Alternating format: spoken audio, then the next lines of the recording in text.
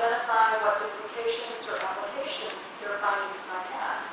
And that could include maybe there's suggesting that, all right, our study found this, but it raised some additional questions that now need some further study. Are the references appropriate?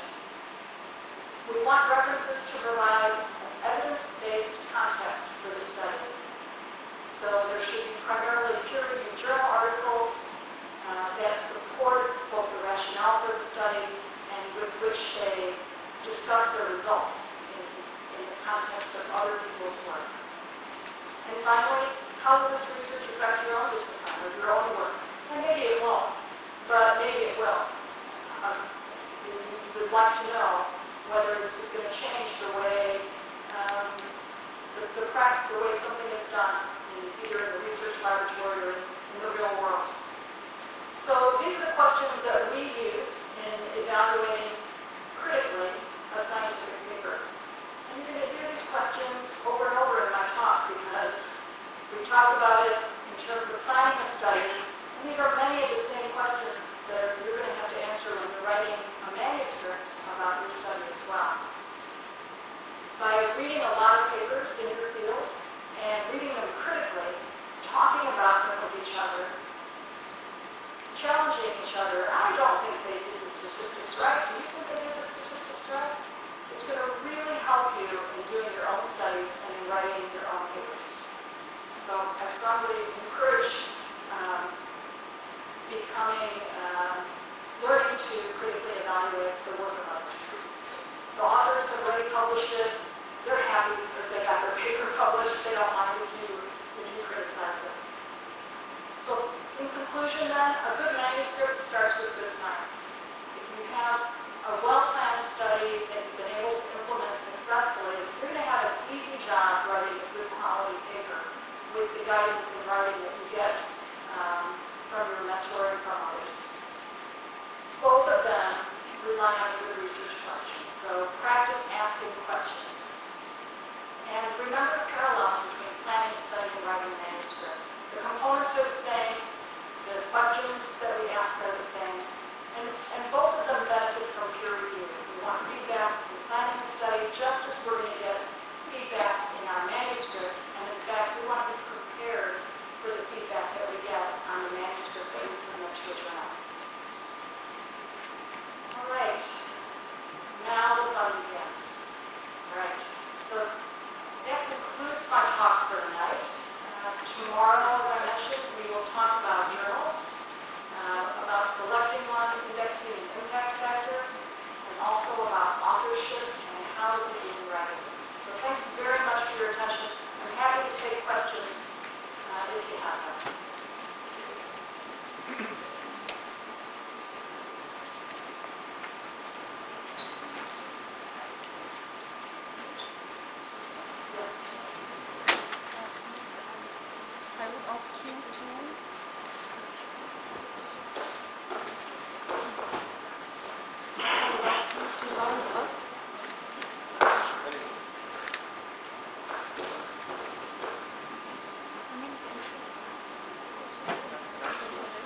I would ask you to guide us how to drive or to address limitations or implications of our methods or our methods. There is any guide to how to expect these limitations or implications? This is no problem. So you're asking how to expect limitations? Yes. Okay. Yeah, I think that what I was just saying is you have to think creatively and do the best that you can. You're going to be familiar with the literature in your area of study. So you can see what kinds of problems other studies have had and try to avoid them or see what won't be able to be avoided. So I think there may be some obvious limitations just because of the area that you're studying, because the technique is difficult, and you expect that I'm going to have a difficult time getting results that I know are real. And just being aware of it and maybe having a backup plan so that if you don't get the results that you need, you know what to do next. Does that mean the end of my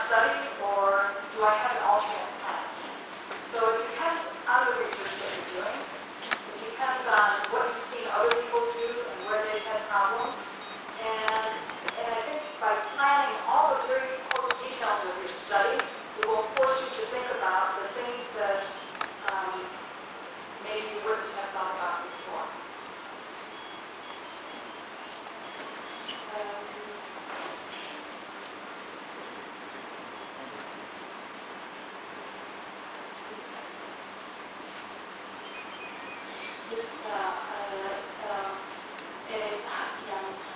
What is the effective way to review the previous papers that helps me to know that my research didn't make before.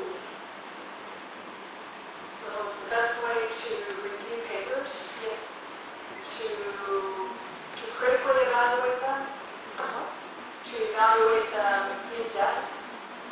No, I mean that if I have a way to research, I would know to I want to know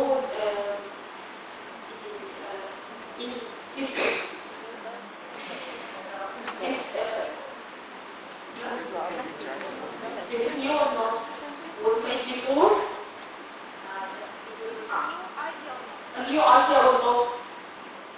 A new point of research or not? Okay. So how to decide whether your own question is new? Yes. Okay. I look to search in the previous data or papers in an effective way to know if it is new or not. Okay. So a couple of things. So again, searching the literature is something that I think we probably should have discussed a little bit more. But a few things.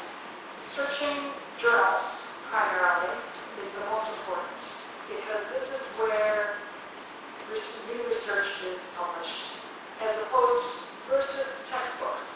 Textbooks are things that are already known old. Okay, journals are most important. Second, you have to try to get information that is as current as possible. So, because you don't want to miss something that may have been published already, and so try to see journals up until the present. Maybe some old papers are important because they have important concepts or methods that you might need to use, but you have to also make sure